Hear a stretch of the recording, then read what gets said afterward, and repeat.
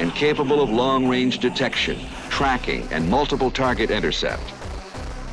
There's just one airplane that can do that kind of job, without exception. The only really new fighter interceptor in the world today, the F-14 Tomcat.